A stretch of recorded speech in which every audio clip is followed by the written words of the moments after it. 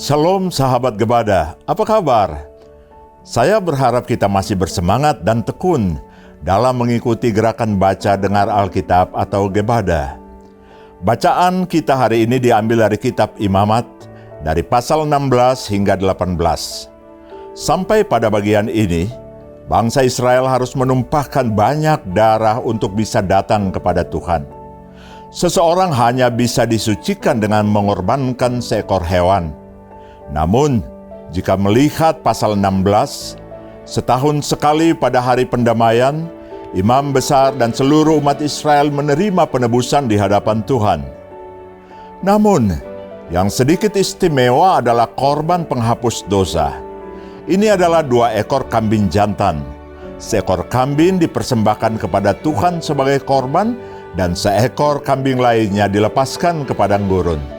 Dengan kata lain, dosa bangsa Israel ditanggungkan kepada kambing itu dan dia diusir ke padang gurun.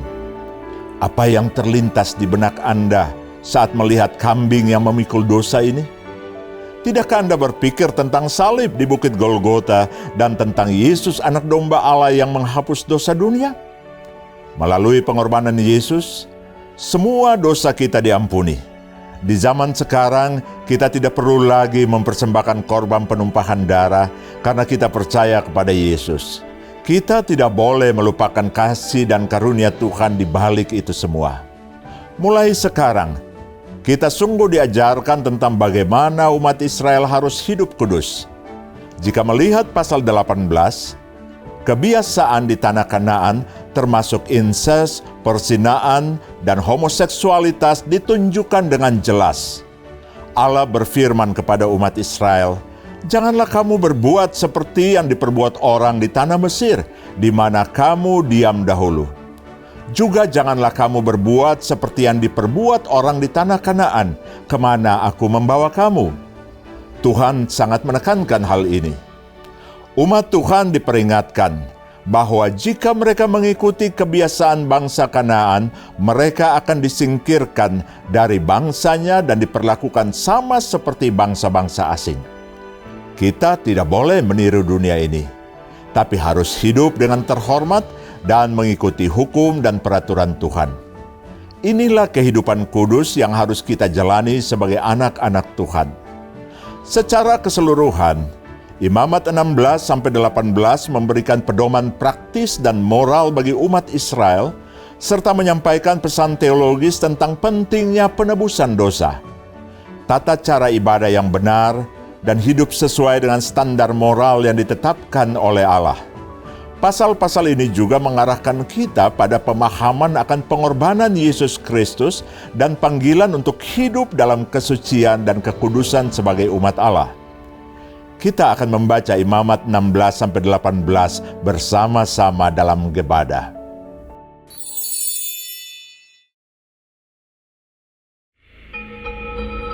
Sesudah kedua anak Harun mati, yang terjadi pada waktu mereka mendekat ke hadapan Tuhan, berfirmanlah Tuhan kepada Musa. Firman Tuhan kepadanya, "Katakanlah kepada Harun, kakakmu, supaya ia jangan sembarang waktu masuk ke dalam tempat kudus di belakang tabir, ke depan tutup pendamaian yang di atas tabut, supaya jangan ia mati. Karena aku menampakkan diri dalam awan di atas tutup pendamaian." Beginilah caranya Harun masuk ke dalam tempat kudus itu, yakni dengan membawa seekor lembu jantan muda untuk korban penghapus dosa, dan seekor domba jantan untuk korban bakaran. Ia harus mengenakan kemeja lenan yang kudus, dan ia harus menutupi auratnya dengan celana lenan, dan ia harus memakai ikat pinggang lenan dan berlilitkan serban lenan. Itulah pakaian kudus yang harus dikenakannya sesudah ia membasuh tubuhnya dengan air. Dari umat Israel, ia harus mengambil 2 ekor kambing jantan untuk korban penghapus dosa dan 1 ekor domba jantan untuk korban bakaran. Kemudian Harun harus mempersembahkan lembu jantan yang akan menjadi korban penghapus dosa baginya sendiri, dan dengan demikian mengadakan pendamaian baginya dan bagi keluarganya. Ia harus mengambil kedua ekor kambing jantan itu dan menempatkannya di hadapan Tuhan di depan pintu kemah pertemuan, dan harus membuang undi atas kedua kambing jantan itu, sebuah undi bagi Tuhan dan sebuah bagi Azazel. Lalu Harun harus mempersembahkan kambing jantan yang kena undi bagi Tuhan itu dan mengolahnya sebagai korban penghapus dosa.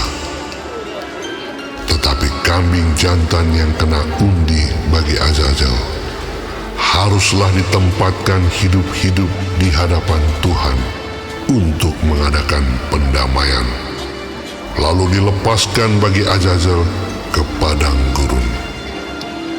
Harun harus mempersembahkan lembu jantan yang akan menjadi korban penghapus dosa baginya sendiri dan mengadakan pendamaian baginya dan bagi keluarganya. Ia harus menyembelih lembu jantan itu, dan ia harus mengambil perbaraan berisi penuh bara api dari atas mezbah yang di hadapan Tuhan, serta serangkup penuh ukupan dari wangi-wangian yang digiling sampai halus, lalu membawanya masuk ke belakang tabir. Kemudian ia harus meletakkan ukupan itu di atas api yang di hadapan Tuhan, sehingga asap ukupan itu menutupi tutup pendamaian yang di atas hukum Allah, supaya ia jangan mati.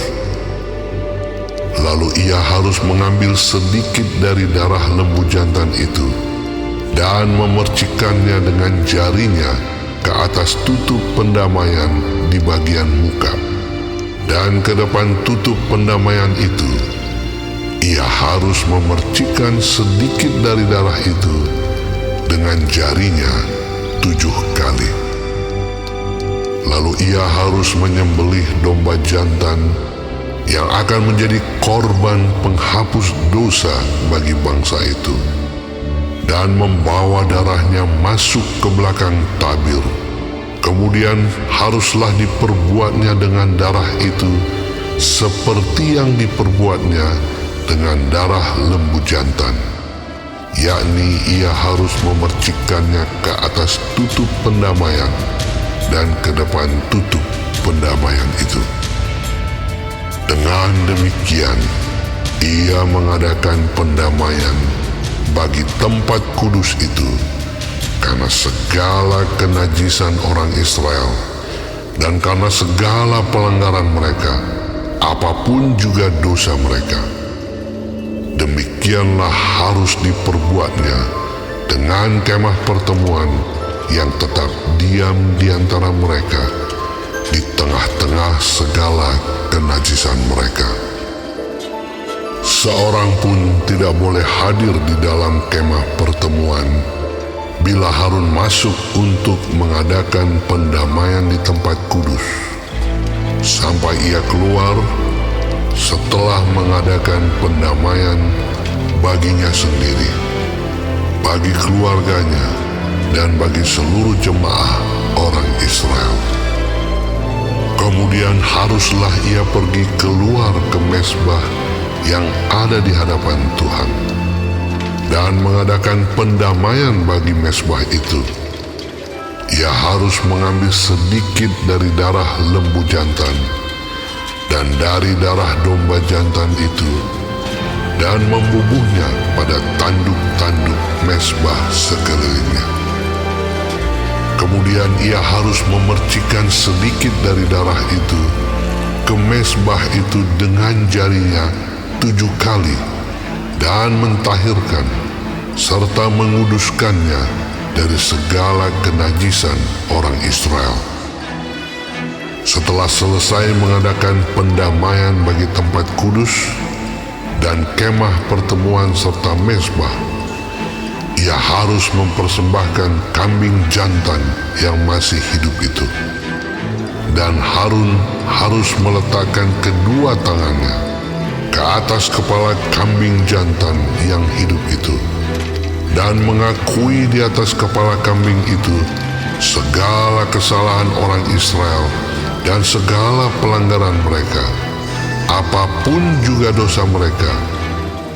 Ia harus menanggungkan semuanya itu ke atas kepala kambing jantan itu dan kemudian melepaskannya ke padang gurun dengan perantaraan seseorang yang sudah siap sedia untuk itu.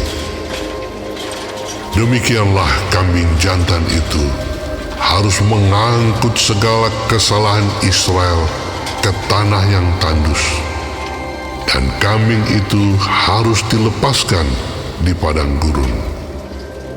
Sesudah itu Harun harus masuk ke dalam kemah pertemuan dan menanggalkan pakaian lenan yang dikenakannya ketika ia masuk ke dalam tempat kudus dan harus meninggalkannya di sana. Ia harus membasuh tubuhnya dengan air di suatu tempat yang kudus dan mengenakan pakaiannya sendiri. Lalu ia harus keluar dan mempersembahkan korban bakarannya sendiri dan korban bakaran bangsa itu.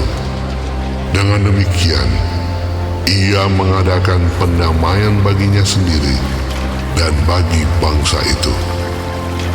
Kemudian, ia harus membakar lemak korban penghapus dosa di atas mezbah.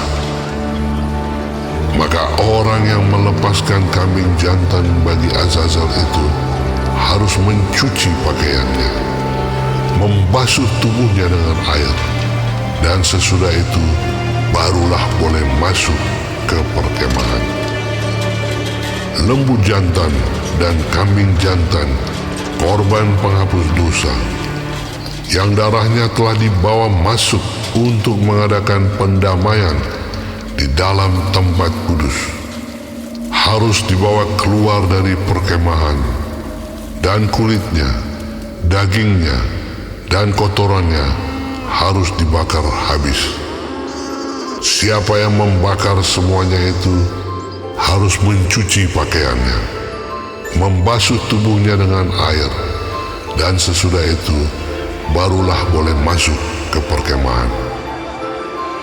Inilah yang harus menjadi ketetapan untuk selama-lamanya bagi kamu, yakni pada bulan yang ke-7, pada tanggal 10 bulan itu, kamu harus merendahkan diri dengan berpuasa, dan janganlah kamu melakukan sesuatu pekerjaan, baik orang Israel asli maupun orang asing yang tinggal di tengah-tengahmu. Karena pada hari itu harus diadakan pendamaian bagimu untuk mentahirkan kamu. Kamu akan ditahirkan dari segala dosamu di hadapan Tuhan. Hari itu harus menjadi Sabat, hari perhentian penuh bagimu, dan kamu harus merendahkan diri dengan berpuasa. Itulah suatu ketetapan untuk selama-lamanya. Dan pendamaian harus diadakan oleh imam yang telah diurapi dan telah ditabiskan untuk memegang jabatan imam menggantikan ayahnya. Ia harus mengenakan pakaian lenan, yakni pakaian kudus. Ia harus mengadakan pendamaian bagi tempat maha kudus, bagi kemah pertemuan dan bagi mezbah, juga bagi para imam dan bagi seluruh bangsa itu yakni jemaah itu. Itulah yang harus menjadi ketetapan untuk selama-lamanya bagimu, supaya sekali setahun diadakan pendamaian bagi orang Israel karena segala dosa mereka. Maka Harun melakukan seperti yang diperintahkan Tuhan kepada Musa. Tuhan berfirman kepada Musa, Berbicaralah kepada Harun dan kepada anak-anaknya dan kepada seluruh orang Israel, dan katakan kepada mereka, inilah firman yang diperintahkan Tuhan. Setiap orang dari kaum Israel yang menyembelih lembu atau domba atau kambing di dalam perkemahan atau di luarnya, tetapi tidak membawanya ke pintu kemah pertemuan untuk dipersembahkan sebagai persembahan kepada Tuhan di depan kemah suci Tuhan, hal itu harus dihitungkan kepada orang itu sebagai hutang darah, karena ia telah menumpahkan darah, dan orang itu haruslah dilenyapkan dari tengah-tengah bangsanya. Maksudnya, supaya orang Israel membawa korban sembelihan mereka yang biasa dipersembahkan mereka di padang kepada Tuhan ke pintu kemah pertemuan dengan menyerahkannya kepada imam untuk dipersembahkan kepada Tuhan sebagai korban keselamatan. Imam harus menyiramkan darahnya pada mezbah Tuhan di depan pintu kemah pertemuan dan membakar lemaknya menjadi bau yang menyenangkan bagi Tuhan.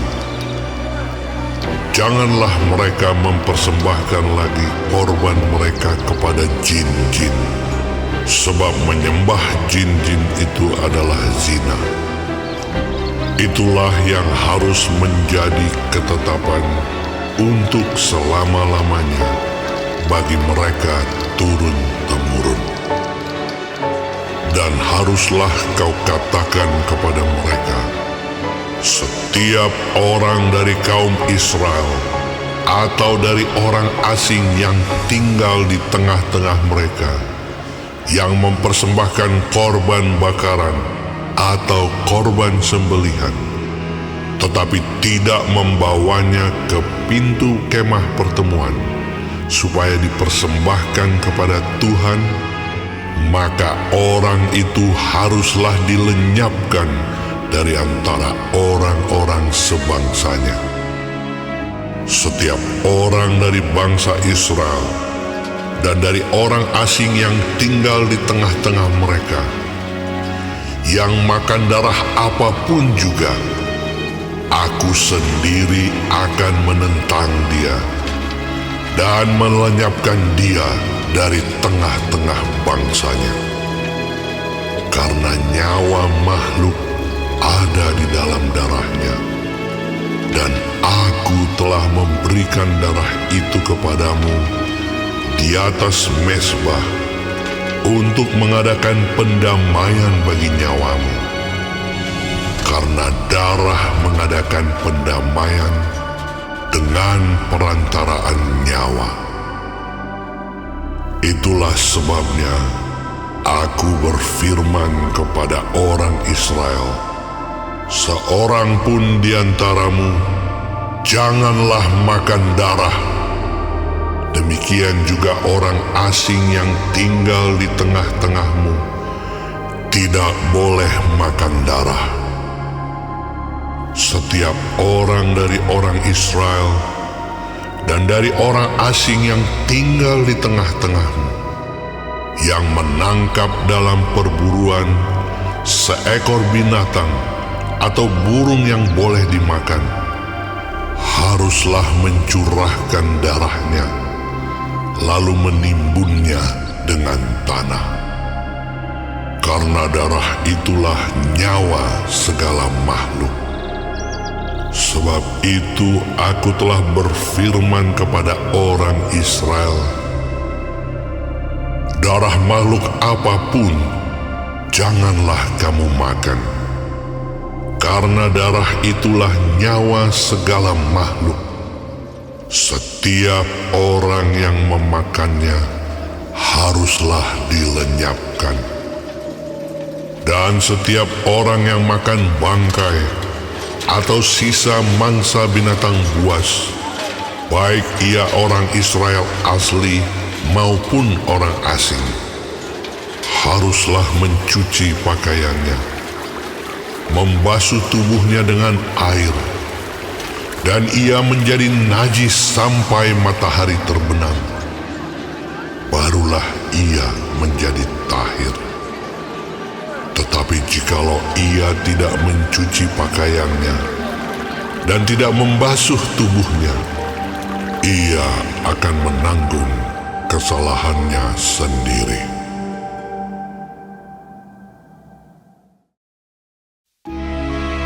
Tuhan berfirman kepada Musa, Berbicaralah kepada orang Israel dan katakan kepada mereka, Akulah Tuhan Allahmu. Janganlah kamu berbuat seperti yang diperbuat orang di tanah Mesir, di mana kamu diam dahulu.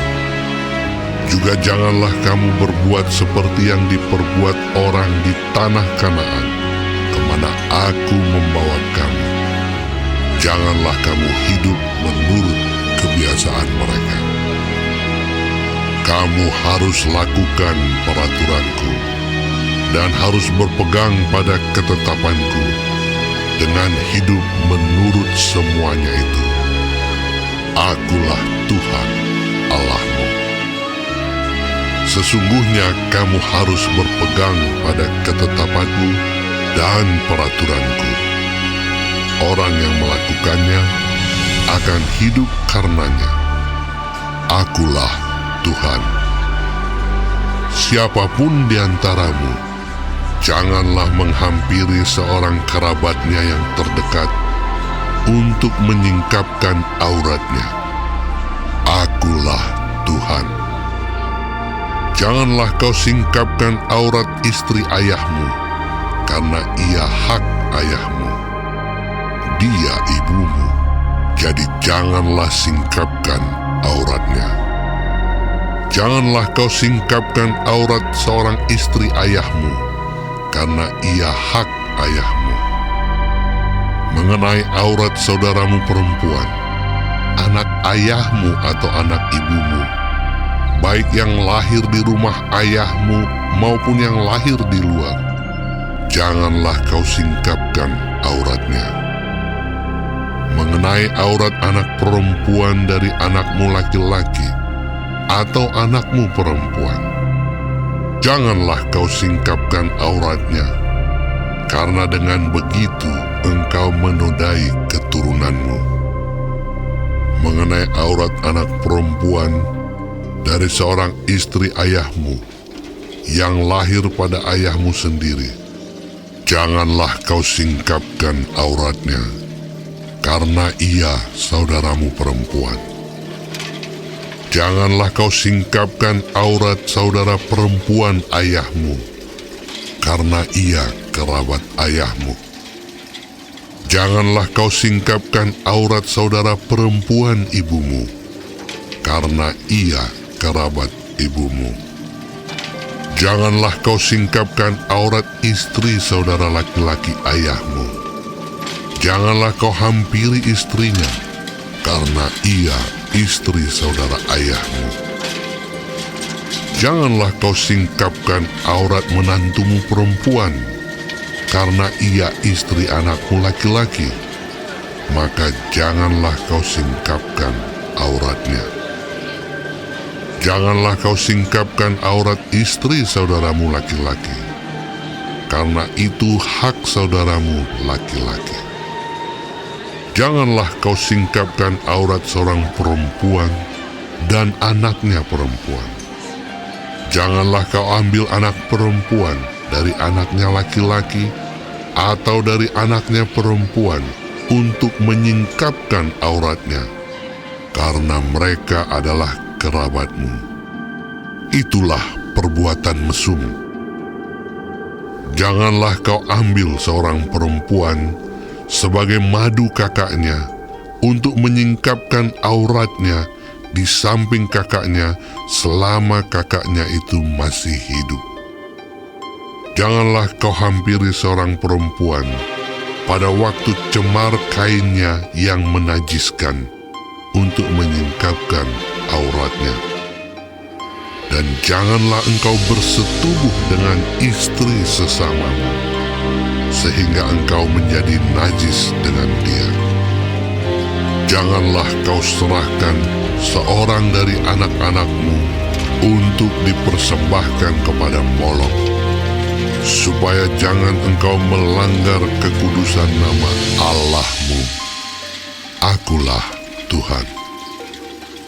Janganlah engkau tidur dengan laki-laki secara orang bersetubuh dengan perempuan, karena itu suatu kekejian. Janganlah engkau berkelamin dengan binatang apapun, sehingga engkau menjadi najis dengan binatang itu. Seorang perempuan janganlah berdiri di depan seekor binatang untuk berkelamin, karena itu suatu perbuatan keji. Janganlah kamu menajiskan dirimu dengan semuanya itu, sebab dengan semuanya itu bangsa-bangsa yang akan kuhalaukan dari depanmu telah menjadi najis. Negeri itu telah menjadi najis, dan aku telah membalaskan kesalahannya kepadanya, sehingga negeri itu memuntahkan penduduknya. Tetapi kamu ini haruslah tetap berpegang pada ketetapanku dan peraturanku, dan jangan melakukan sesuatu pun dari segala kekejian itu, baik orang Israel asli maupun orang asing yang tinggal di tengah-tengah. Karena segala kekejian itu telah dilakukan oleh penghuni negeri yang sebelum kamu, sehingga negeri itu sudah menjadi najis, supaya kamu jangan dimuntahkan oleh negeri itu apabila kamu menajiskannya, seperti telah dimuntahkannya bangsa yang sebelum kamu. Karena setiap orang yang melakukan sesuatu pun dari segala kekejian itu, orang itu harus dilenyapkan dari tengah-tengah bangsanya. Dengan demikian, kamu harus tetap berpegang pada kewajibanmu terhadap aku, dan jangan kamu melakukan sesuatu dari kebiasaan yang keji itu yang dilakukan sebelum kamu, dan janganlah kamu menajiskan dirimu dengan semua